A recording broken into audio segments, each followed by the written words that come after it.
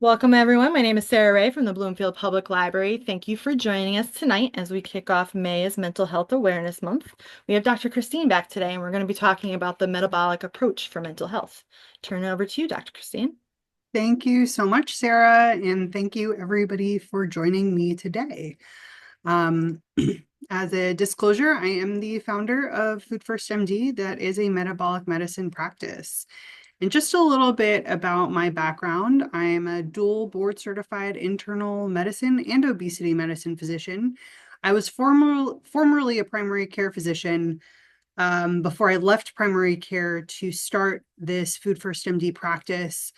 I left primary care basically because I realized the majority of issues that people were facing were food-induced problems requiring a food-first solution. And essentially, when I talk about metabolic medicine, I'm I'm I'm really essentially using food to help you change the way your internal chemistry inside your body to support a state of inner healing that can make you look and feel like a completely different person. If you think of your body as a test tube, the inputs that you're putting in now are getting you your current outputs. And you can use food to drastically change that. It is much, much more powerful than drugs. And I hope to show that to you today with some evidence. A little bit about my background first. I am, and how I even got into this in the first place, right? So I'm first generation Lebanese, born in the US, in New York. I spent the school year stateside and I spent my summers in Lebanon. And really every summer when I went overseas, I noticed that my waistline shrunk. I didn't like do anything, but I would lose weight. And whenever I came back to New York, it would get bigger. My waistline expanded.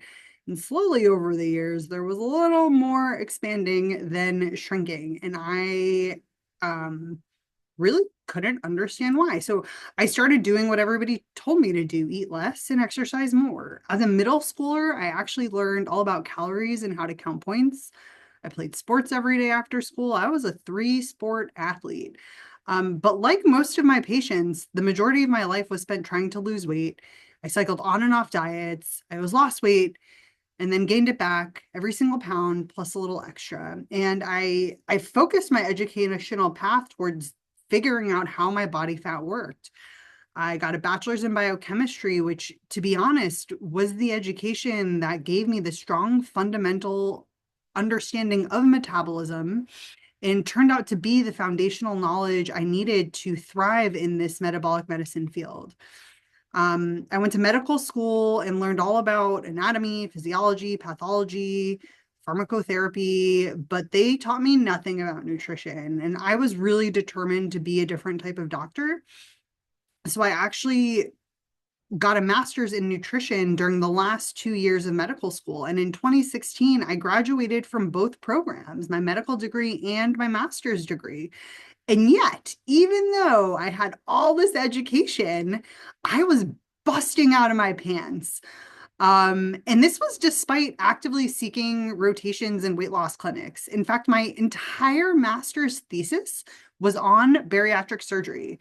I worked intimately with dietitians, obesity medicine doctors, bariatric surgeons, and I worked one-on-one counseling patients on weight loss using the most up-to-date strategies. But despite all of my knowledge, my waistline continued to expand. And what's worse, by the time I started residency, I started developing new symptoms. If I was late for lunch, I got brain fog and I couldn't focus. I was irritable and incredibly anxious. I was always cold. I was always hungry. I was sicker and heavier than ever before in my life, despite mindful eating, despite hours of meal prep, despite diligently counting calories, and despite my $300 a month gym trainer. I honestly felt broken. And if I couldn't help myself, how was I supposed to help anybody else as a doctor? I started reading books and I kept learning, and eventually I found it. I found the metabolic approach. And it worked effortlessly, both at the time I discovered it and again postpartum. And what was really cool, and what I'm so excited to talk to you about today, is how this approach and new understanding about how my body worked affected my brain. I mean, instantly my anxiety resolved. I had improved memory, mental clarity, and this hyper focus that I hadn't had in years, right? I didn't even know what amazing felt like until I discovered this. I went from having to write down everything that a patient told me in an intake to just being able to listen, remember, and recall. And like the most shocking part was what happened to my anxiety. Like it actually went away. I was suddenly able to be the observer of my emotions for the first time in my life. And now we have evidence to support why all of these things happened to me. But the bigger question is, what the heck was missing from my education? Like, why didn't I know about this after studying for 8 years? Um, so today I'm going to tell you the difference between this metabolic approach and how metabolic medicine physicians practice versus the standard approach and what typical doctors are doing and the lens in which we are viewing and assessing your body. So in standard medicine, the entire body is really butchered. We silo all the organs, and we've got a different doctor for every single organ. You've got the cardiologist for your heart, and the pulmonologist for your lung, and the hematologist to look at your blood. And we actually have multiple doctors for brain issues, right? There are neurologists, there are psychiatrists, there are neuropsychiatrists and psychologists. We have multiple people treating brain issues. But metabolic medicine is actually looking at the entire body because it's assessing how your body is deriving and getting energy. And really, when we're talking about metabolism, we're talking about these tiny things called mitochondria inside every single one of your cells. And all of your cells are unified by the presence of this mitochondria. Your brain, your heart, your lungs, your skin, all your organs, everything is ran and fueled by this mitochondria. And so most people, what do you know about mitochondria? And in your head, you might be saying, oh, I never heard of it, or it's the powerhouse of cells. So I'm going to give you 3 quick facts about mitochondria and your metabolism. So this is the site inside your cells that takes oxygen and food and essentially makes energy. As simple as that. And again, your brain and the entire rest of your body use this system. You exclusively get your mitochondria from your mother because it is found in the egg that is fertilized. It has its own set of DNA. So this is a picture, this is my chance to spam you with a picture of my 2 beautiful children, which both have my mitochondria. The same mitochondria from my mom, the same mitochondria of my grandmother. And unfortunately, these 2 boys will be unable to pass on these mitochondrial genes because this only comes from your mom. Mitochondria are also self-cleansing because the site of energy production, which is in the mitochondria, is a highly toxic process. And so it's pretty cool that your mitochondria can heal themselves, again, if they are given the right environment. So that's the first big difference between a metabolic approach and a standard approach. It's much more holistic because you're looking at the entire body and how the entire body is deriving energy. And likewise, another difference is that in the metabolic approach, we can consider all of these common diseases as symptoms of a broken metabolism, whereas in the standard approach and how I was taught to treat and manage and handle these diseases, all of them are considered different. You're going to see a different doctor for your obesity. You're going to see a different doctor for your diabetes, a different doctor for your blood pressure and heart disease, a different doctor for your fatty liver. And you're going to be given, you're going to be told that they're totally unrelated. But if you're looking at these things from a metabolic perspective, they all can be tied together. They can all be tied together. rates of all of these things are increasing. Obesity, diabetes. There are tons of concerning statistics that aren't getting any better. Our bodies are literally breaking. We're getting larger, sicker, and more infertile every single year. And there are very concerning brain stats. 1 in 5 Americans are facing issues with mental health. 25% of women are on SSRIs. The usage of those has doubled in the past 5 years among high school students. Dementia in young adults has tripled.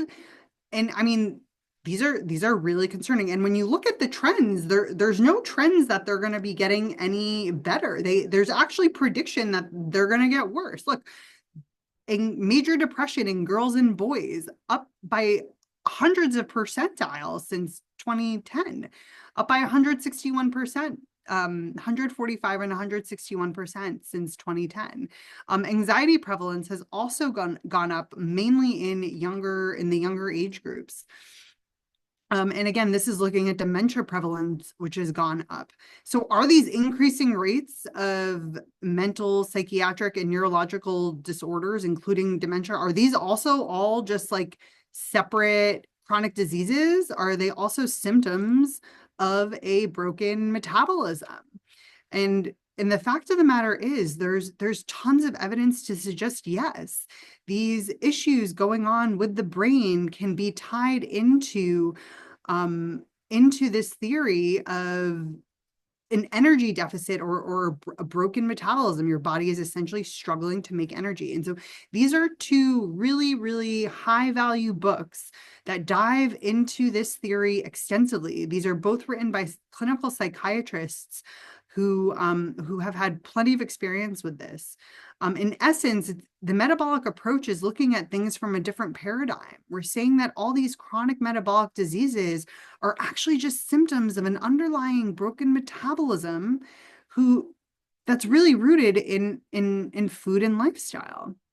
Now, there are other causes that can lead to a broken metabolism in all of the symptoms that modern medicine calls diseases, chronic diseases, medications being one of the worst offenders. And ironically, psychiatric medications tend to be the biggest offenders that can exacerbate a broken metabolism. And so when we're looking at the metabolic approach compared to the standard approach, if all of these supposed diseases are all actually just symptoms with a root cause, then there's perhaps a unifying solution. Versus in the standard approach, there's no unifying solution. These are all considered diseases that are chronic, progressive, and require lifelong medications. But when you're really looking at your body as a test tube and you understand how you can use food to shift the internal chemistry to promote a state of healing, you can see incredible results. This is incredibly pertinent. I mean, 9 out of 10 adults are displaying symptoms of a broken metabolism. I'm like, what? But what really broke with the broken metabolism? It's the big elephant in the room. And what broke? What was the key lesson that they didn't teach me in medical school? That's what I'm going to give you right now.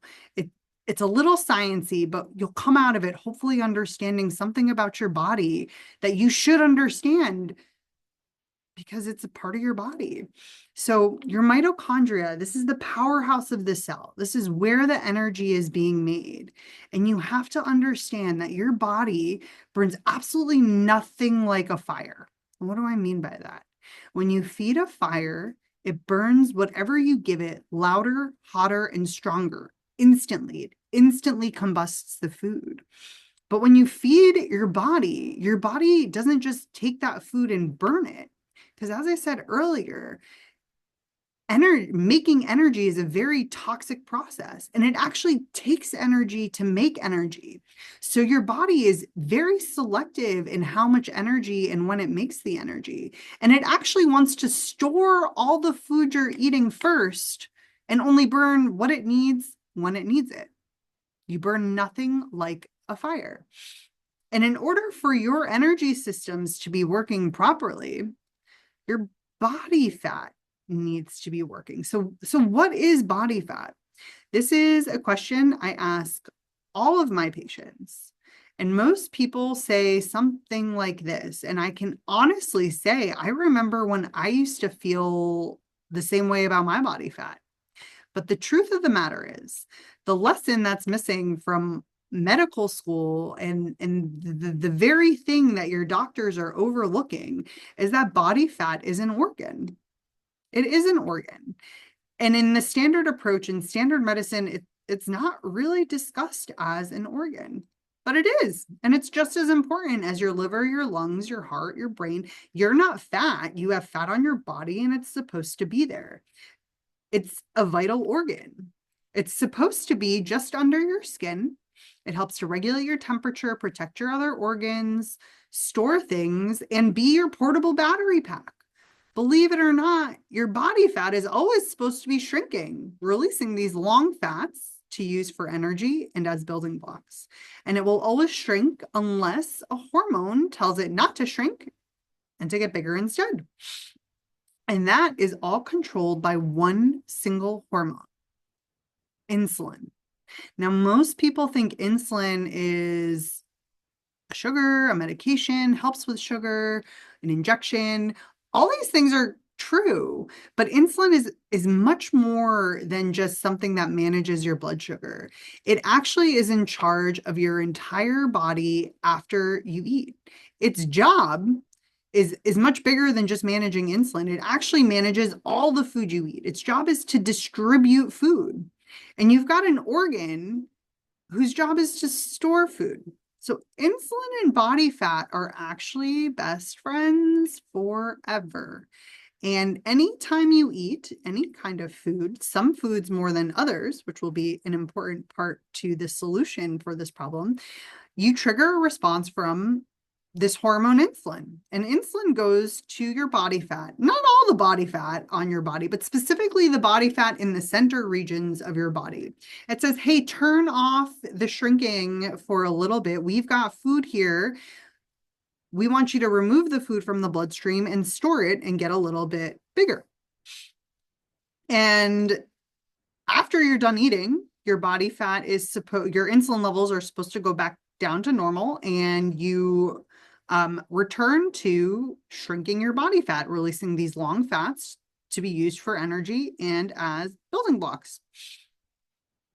It's called the body fat cycle. This is a totally normal process. Your body fat is like a lung.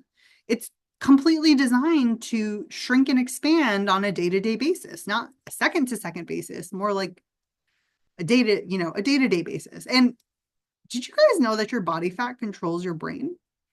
You see, when you store food after eating in your fat cells expand just a little bit. And as they expand, they make within the cell this hormone leptin. Leptin is released from your body fat, an incredibly vital organ. It's released at night and in the morning based on your circadian rhythm. And it goes to your hypothalamus, which is the energy control center in your brain. And it signals to your brain that there's enough energy for life. There's enough energy for puberty. There's enough energy to carry a baby. There's enough energy for movement. That's really good. And then your brain sends a nerve, your brain has a nerve that directly innervates your fat tissue. And once that signal from leptin is received by the brain will then tell your fat tissue to shrink back down to baseline, completing the cycle, maintaining your body fat at a very specific level. And so we've got this body fat cycle, which is very important to understand. And for the most part, if you are living with respect to this body fat cycle, you're spending most of your time in the shrinking mode, getting all these long fats for energy. Now, these long fats are great sources of energy because they're really long and there's a lot of energy to be derived out of every single bond in this long fat. But there's a problem with the size of these molecules. They're really hard to get to your brain because your brain has this protective barrier. They're actually very hard to get inside any cell into the mitochondria because they because of their size, they require transporters. And so if your body is sensing a lot of these long fats, it'll cut the long fats. Your liver will cut the long fats into small fats called ketones. Now, most people have heard of ketones and think that they are, only associated with a fad diet, but ketones are your birthright. Ketones are small fats that come from your body fat, and they are ideal sources of energy for every single organ they've ever been studied in, especially your brain. This is a pretty complicated slide, but the point of this slide is to show all of the changes that happen in your brain when ketones are present, right? You want to change the way you feel and change the way you think, get these on board. They're powerful enough to stop a seizure. The effect of ketones on your brain are essentially like taking Adderall and Xanax at the same time. It's stimulating and calming. And that was exactly the experience that I had when I first started making ketones. Outside of really, really supporting brain health, they tell your cells to make more antioxidants because they also act as a hormone. So ketones are a source of energy, and they're also a hormone. So they're a signaling molecule. They block inflammation. They turn on genes of longevity. And in fact, if you're living with respect to your body fat cycle, you're making ketones on a day-to-day basis, whether or not that's throughout the day or just at night while you're sleeping. You should be making ketones at some point. But in the standard approach, nobody even talks about what ketones are. I had never even heard of a ketone until well after I finished medical school in the context of health. And it was only through reading and discovery and looking at things outside of what was just simply placed in front of me. And what's really going on with these chronic metabolic diseases is that people are suffering with a broken body fat cycle. And so what's going on is people are eating in a manner that overstimulates one side of this cycle pathway, leading to a hormonal imbalance called hyperinsulinemia, or high levels of insulin in your blood. And essentially what happens is if you are eating too much of the wrong foods too frequently, your fat cells fill up and expand. And the level of insulin in your body rises in direct proportion to how bloated your fat cells are getting. And this is a very, very slow process that happens over time. Essentially, there's less and less room for insulin to store food in your body fat. And so your fat is resisting what insulin wants it to do, which is store food. And over time, this leads to high levels of insulin, or a condition called insulin resistance, which maybe some of you have heard of before. And over time, these high levels of insulin lead to an array of symptoms because insulin is your master metabolic hormone and can affect every cell in your body and every single organ. But nobody wakes up a diabetic or with dementia or with fat in their liver. This is a time-dependent process. And if you're aware of the early signs of this happening, you can do something before you reach an end-stage disease. Now, remember, this is the lesson that was missing from your provider's education. So you want to take your health into your own hands. The earliest symptoms are an expanding waistline, carbohydrate cravings, and hangry. This is what hangry is. This can present with a lot of mental distress because if the energy system in your body fat cycle isn't working, some organ is going to collapse and not work properly because it's not getting the energy it needs, especially your brain. So what's essentially happening here is over time, your body, when you eat food, insulin goes to work. And the first thing it does is it tells your body fat to stop shrinking and stop releasing energy.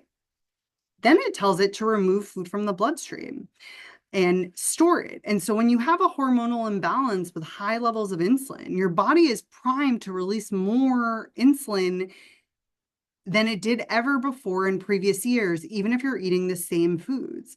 This leads to your battery pack being shut off for longer and more energy being taken out of your bloodstream, leading to literally a state of internal starvation that can really make your brain go nutso because you're starving for energy. You can also evaluate this for blood work in blood work, especially with fasting insulin levels. Unfortunately, most doctors aren't checking for this. So really, if I had to summarize what was going on here, I would say the metabolic approach offers hope, while the standard approach doesn't offer much hope. In fact, if you fix the energy system in your body and you fix your broken body fat cycle, it is very likely that you can end up coming off of medications or reduce medications. These are a list of medications that I've been able to stop or reduce in my practice that's only been around for 3 years. Some of them being for anxiety, mental health, and other psychiatric diseases.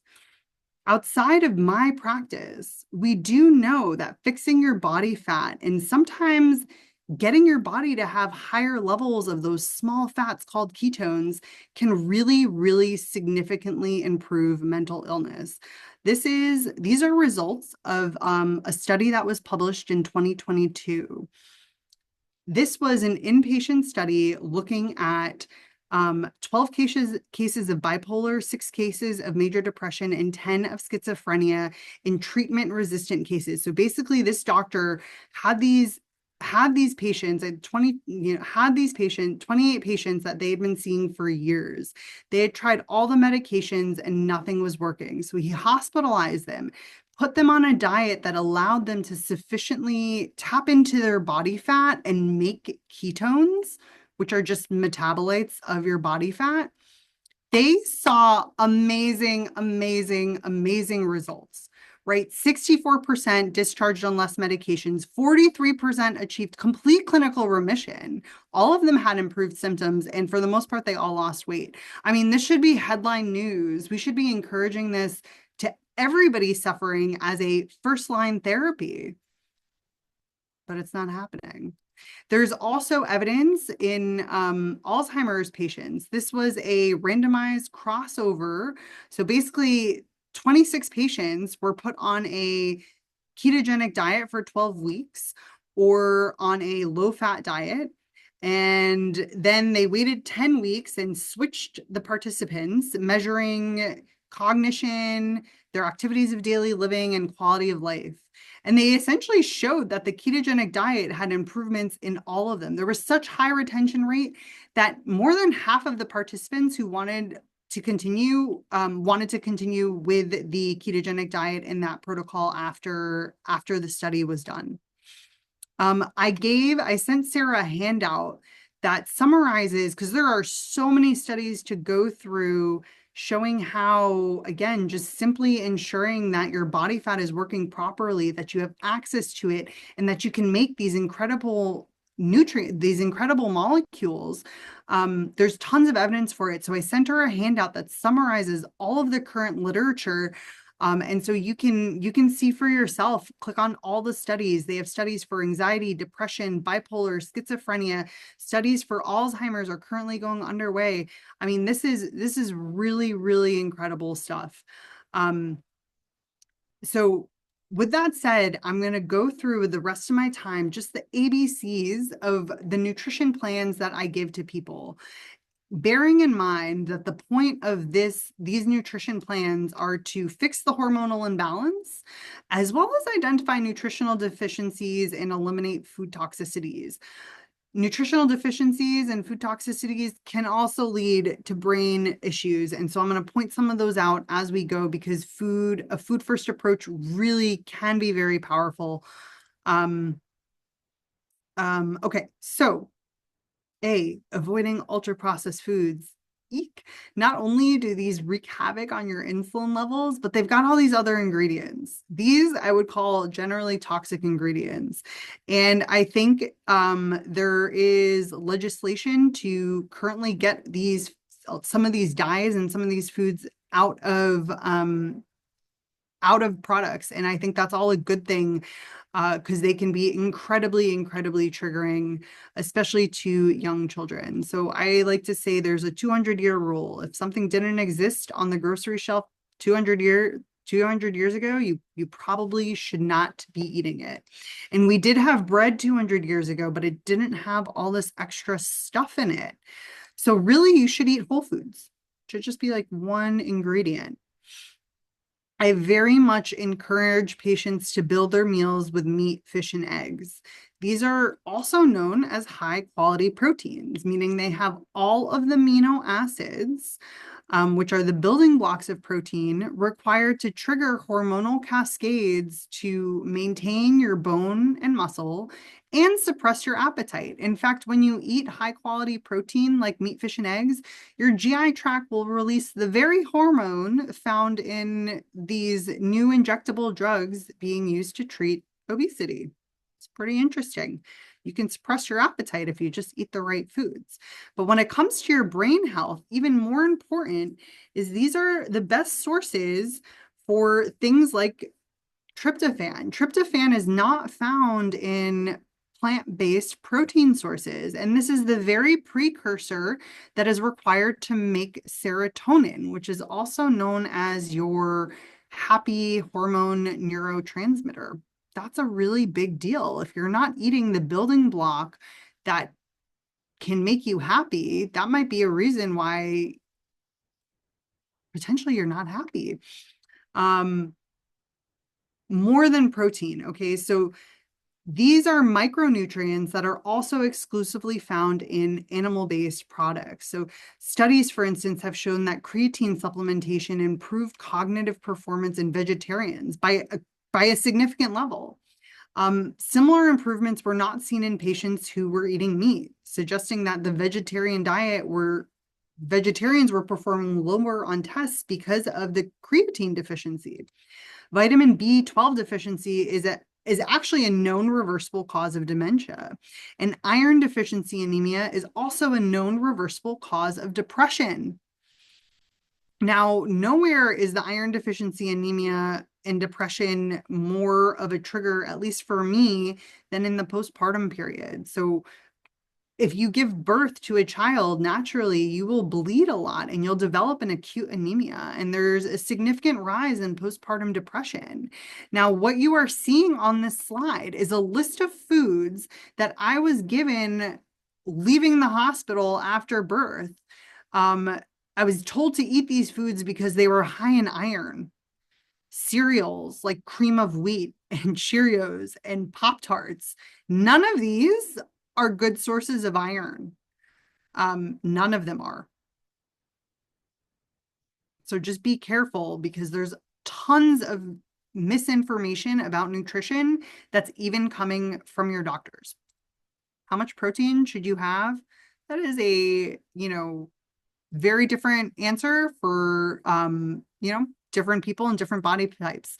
I don't guess. I have a special scale in my office that gives me an approximation of your lean body mass, which I would use to then develop a protein target.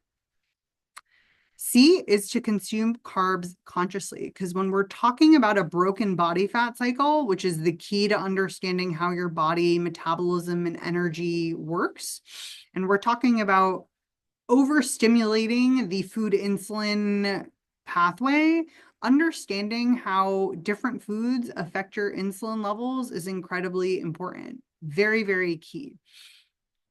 So carbohydrates require the most amount of insulin to process. Fat barely requires any insulin. So hear me out. First of all, sugar is sticky. Sugar will stick to things. And when you put sugar in water, it dissolves right away. So when you are eating things that turn into sugar, they'll dissolve into your bloodstream right away. And we have a very narrow therapeutic window that we want, of sugar that we want in your blood, because sugar is sticky. And so anything above this narrow window effectively is like, higher amounts of sugar than that it's like knives in your bloodstream. little knives in your bloodstream everywhere. And so it is a protective mechanism that your body will release more insulin in response to that sugar because it wants to clear the sugar from your bloodstream promptly. So it's a protective mechanism because we know the consequences of high blood sugars over time. It damages your arteries. It can lead to blindness and kidney failure and strokes.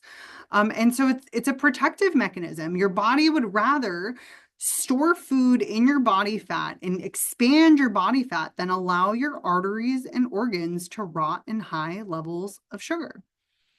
On the flip side, when you mix fat with water, there's a complete separation. So the fat you eat doesn't ever actually see your bloodstream. When you eat fat, you store that fat in boats that get absorbed into your lymphatic system and actually drain into your heart. So your heart can get the first dibs at all the fat and fat soluble vitamins and essential fatty acids that are packaged with the fat that you eat. And you barely get a response from your insulin when you eat fat. Your brain is your organs again don't want to be surrounded by high levels of sugar, and in your brain this is where it's most important, right? Your brain and that barrier that keeps out long fats, the blood brain barrier, it actually makes it so that the baseline level of sugar in your brain is about a third less than the level of sugar in your bloodstream. So let's say the sugar level in your bloodstream is 90, the sugar level in your brain is 60. And that's because your brain wants an incredibly tightly controlled environment. And the last thing it wants is a bulky molecule like sugar hanging around or a sticky molecule like sugar hanging around. How many carbs should you be eating? That's, again, a very personalized question, but for the most part, you should probably be eating less. Therapeutic carbohydrate reduction is the new kind of technical medical term for this, but essentially, this is one of the most powerful levers you have for fixing your broken body fat and getting energy to not just your body, but the rest of your brain. High variability based on how much muscle mass you have and, tons of factors. But at the end of the day, we don't have to guess. We can test. So in a lot of clients, I'll use continuous glucose monitors or things that can, ways that we can measure your blood sugar so we can see and personalize how you are responding to food. D is to include solid fats, and I'm especially leaning into, again, whole food, dairy, and animal fats that are very much demonized in today's, modern nutritional setting. I think they're making a comeback because people are really understanding how bad these fats are. These are the fats you should avoid, and if you have trouble, figuring out what they are, they're the foods that have they're the fats that have a heart healthy sign on them. Don't eat them. They're definitely not heart healthy. This is the Minnesota coronary experiment. This is one of the best nutritional studies that were ever conducted. They essentially replaced the saturated animal fats with vegetable oils in a randomized inpatient multi-center, hundreds of patients, again, replacing whole food fats with these industrial seed oils. They wanted to know if doing that lowered cholesterol, reduced heart attacks, and reduced deaths. And I mean, the results were not what they wanted. It actually increased death, even though cholesterol levels were lowered. And they didn't like the results so much that they were buried, and this wasn't published until 2016. So yes, stay away from seed oils if you want to ensure you live your longest, healthiest life. Foods, the other reason to eat these whole fat animal foods and dairy foods is because those are the best sources of your fat soluble vitamins, A, D, E, and K. These are required not just for your brain, but for your bones, for your eyes, for your entire body. These are all also hormones. Nutrition and Physical Degeneration. This is a great book written by a dentist who had traveled the world in the 1920s. And he noticed that like before all of these primal tribes and cultures had their diets modernized, their teeth were like free from decay, they had healthy lean bodies, and they were emotionally stable. And he noticed that when the modernization of food came, they developed anxiety, depression, and psychiatric disorders that had never been seen before. And as well as crooked teeth and dental deformations. And he really blamed it on the removal of these fats, and the removal of the vitamins that came in fat. So this is a phenomenal, one of the best pieces of evidence that we have in support of like eating fatty animal products. Moreover, these omega-3 and omega-6 fats are essential for brain function. They are literally part of your nervous system. Like your brain has tons of EPA and DHA in it, and there's 3 forms of these omega fats. Now, what's really interesting is that, or what you need to know, is that EPA and DHA are pretty much only found in animal foods. And this like non ALA is the omega fat that is found in plant foods like flax seeds and hemp seeds and walnuts that are purported for being high in omega-3. But the problem is your body has a really hard time converting ALA to these actual fats that your brain needs. So this is kind of a distraction. You know, when people think that they're getting omega fats by eating chia seeds and flax seeds, you're not getting omega fats that your brain needs. You can find those mainly in these fatty fish, as well as things like grass-fed butter and tallow. So how much fat do you need? This is another really personalized question, but a lot of times when people are, doing a dietary approach to support their mental health, way more fat than you're currently eating, because that can help support ketones and ketone production, which is really, really good for your brain. E is to eat salt with water. And I'm going to start this by saying, if only everybody could point their fear of salt and their avoidance of salt towards sugar, you would be much, much healthier. Salt deficiency symptoms can also present as like brain issues, headaches, brain fog, cravings, lightheadedness, dizziness. These can all be from salt deficiency. And when you're taking a dietary approach to fix and try and heal your body fat and lower high levels of insulin, your body will actually waste salt, and you actually need to have much more salt than if you were eating a lot of carbohydrates, which tell your body to hold on to salt. So, salt is so important. Celery actually derives the name from salt because people used to get paid in salt because of how important it was to their health. F is to feast and then to fast, because if you're really, again, living with respect to your body fat cycle and you want to make these ketones on a regular basis to fuel your brain and light the rest of your body up, you want to spend most of your time in a state where you're not triggering your insulin levels. To be honest, your body, when you're in the fasted state, this is the homeostatic state. You can't fight infections. You can't fight cancer. You can't do much when you're eating other than process the food that you're eating. In fact, when your mitochondria are self-cleansing themselves, they can't self-cleanse themselves if they're trying to process a toxic food environment with they don't do this in the fed state. They only clean themselves in the fasted state, typically, again, overnight while you're sleeping. Don't forget to fast from things other than food. especially the news and social media.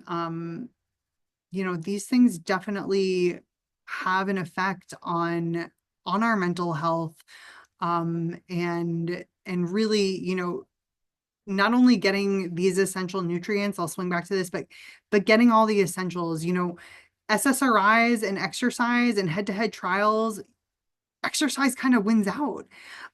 Sleep, sunlight, grounding, just stepping outside barefoot, these can all impact not just your body but also your mind. And I would say most importantly, joining a community and being part of something, being part of a community can really help, can really help. I swing back to this because, of all the supplements I tell people to take, these are the most common ones. The first three, the most common ones I will encourage in this office. Most people are deficient with magnesium, and that's required for all your muscles to relax. In your brain, magnesium deficiency can actually present as apathy and being apathetic and not really caring. Vitamin D deficiency can have a major role in your mood. And iodine deficiency, right? Like if you're deficient in iodine, your IQ will be lower. And you can, and I've noticed in my practice, people supplementing with iodine, the most common thing they say is, oh gosh, my brain fog went away. I have clarity. And again, iron and B12, iron deficiency will, that's a good reason to be depressed. And B12 deficiency is, another thing you don't want to let slip under the slip. So that's it. Those are the ABCs of Food First MD. I tried to keep it brief. I'm going to leave you with these websites. If you Google any of these, they are loaded with free resources that can help your mind, that can help your body. And I will now open the floor to see what kind of questions you guys have.